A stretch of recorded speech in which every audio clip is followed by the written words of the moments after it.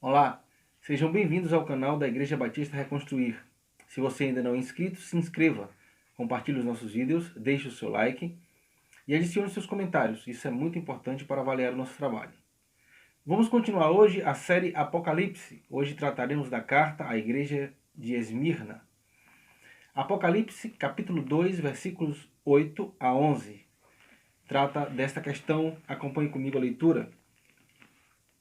E ao anjo da igreja que está em Esmirna escreve: Isto diz o primeiro e o último, o que foi morto e reviveu. Eu sei as tuas obras, e tribulação e pobreza, mas tu és rico. E a blasfêmia dos que dizem ser judeus e não são, mas são a sinagoga de Satanás. Nada temas as coisas que hás de padecer. Eis que o diabo lançará alguns de vós na prisão, para que sejais tentados. E tereis tribulação de 10 dias. Sê fiel até a morte, e dar-te-ei a coroa da vida. Quem tem ouvidos, ouça o que o Espírito diz às igrejas. O que vencer, não receberá o dano da segunda morte. O contexto dessa carta é o mesmo contexto das demais. Das 7 cidades que receberam as cartas, Esmirna permanece até os dias de hoje e tendo o mesmo nome. O nome da cidade hoje é pronunciado Esmir. Essa cidade tem 4 milhões de habitantes, é uma grande cidade, tem um porto muito grande e ela é uma cidade industrial e turística.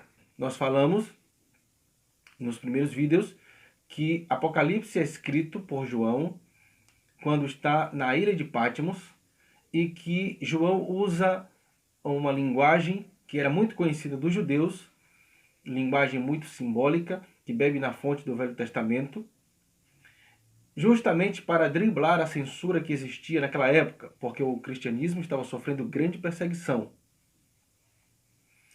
Vemos então João destinando estas 7 cartas às 7 igrejas que estão no continente da Ásia Menor. E é importante não confundirmos a Ásia, que está sendo endereçada essas cartas, com a Ásia, o continente que conhecemos hoje, onde está a China, Japão, a maior parte da Rússia. É totalmente diferente. João escreve então essas 7 igrejas e ele diz que tem uma revelação na ilha de Patmos. Ele vê a Jesus Cristo no cenário que nós já descrevemos como o santuário celeste. Lá está Jesus, no meio das 7 igrejas, dos 7 candeeiros, entrega esta revelação a João e ele escreve então a essas 7 igrejas. A igreja de Esmirna era uma igreja pobre, uma igreja perseguida. Havia na cidade de Esmirna, como em tantas outras cidades, o culto a Roma. E Esmirna é a primeira cidade, então, a levantar um templo para adoração a Roma. E, de igual forma, também Esmirna tinha, como em todas as outras cidades, o culto ao imperador. Esmirna era uma cidade opulenta, onde existia um grande porto, havia uma comercialização muito grande e era uma cidade de grande interesse.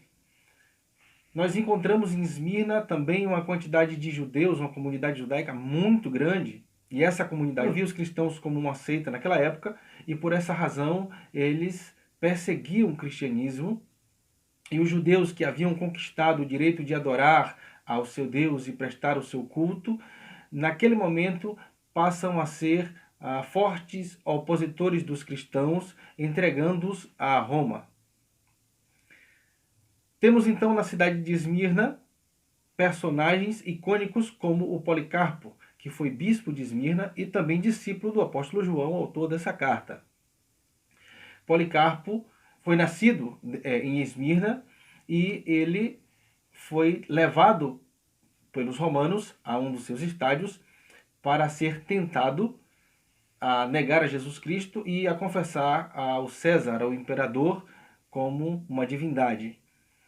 Policarpo vai se negar a fazer isso e diante de todos vai ser queimado. Ele é queimado e de forma que passa a ser um mártir. E temos então hoje o testemunho do bispo de Esmirna, o Policarpo, que foi discípulo de João, como eu havia dito.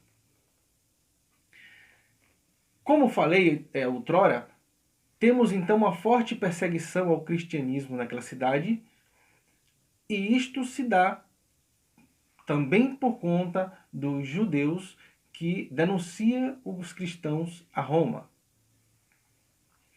Por conta disso, os irmãos de Esmirna passaram a empobrecer-se, tiveram grande dificuldade em conseguir emprego. Todos aqueles que procuravam emprego naquela cidade tinham uma enorme dificuldade por conta de todos os empresários, aqueles que tinham negócios, os comerciantes, fecharem as portas para a pessoa que professava a fé cristã, que acreditava no Cristo. Temos então aí os irmãos que têm comércio nesta cidade, que vão passar também por uma recessão, de maneira que eles ficaram extremamente empobrecidos. A palavra que é utilizada para pobreza aí é pitorreia, e pitorreia significa agachar-se. É um estado de extrema pobreza. Esses irmãos experimentaram isto e viveram, ainda assim, pacientes e perseverantes no Senhor, e em momento algum desistiram. Diferente da realidade que se encontra hoje nas igrejas, onde tudo precisa dar certo para que as pessoas possam professar uma fé em Jesus Cristo. Muitos têm abandonado a sua fé quando percebem que não é como muitos dos novos pregadores, os pregadores dessa geração, disseram. Afinal de contas, eles foram convidados a vir para o Evangelho porque Deus estaria à sua disposição para fazer o que fosse necessário. Estes irmãos da igreja de Esmirna traz para nós um exemplo muito forte e nos faz repensar sobre a chamada teologia da prosperidade. Percebemos que esses irmãos não tinham nada financeiramente e, mesmo assim, o Senhor vai chamá-los de ricos. Vocês não possuem nada financeiramente, mas o Senhor diz, mas tu és rico. Rico espiritualmente. Fazendo assim um contraste com a igreja de Laodiceia, que se julgava muito rica, que era uma cidade muito próspera, mas o Senhor vai dizer para eles, vocês são pobres, cegos, desgraçados e nus.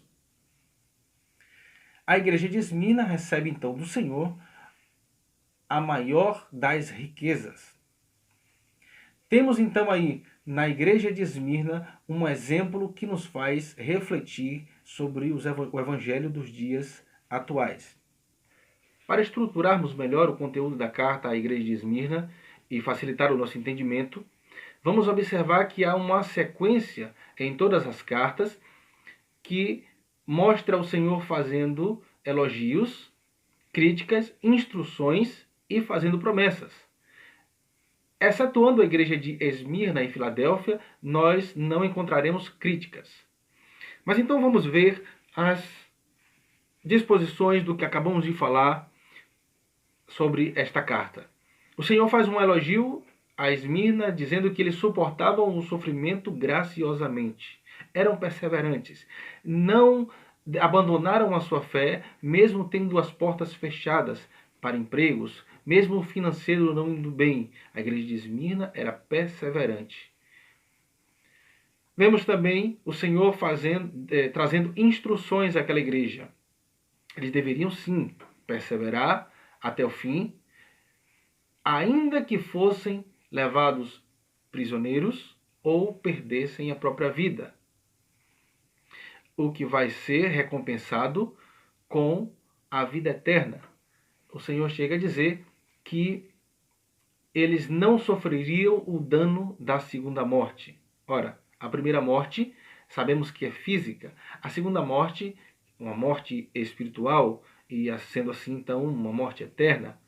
Então encontramos o Senhor prometendo que a igreja de Esmirna não passaria pela segunda morte, já que suportou graciosamente o sofrimento, a perseguição e ainda assim não negou a sua fé.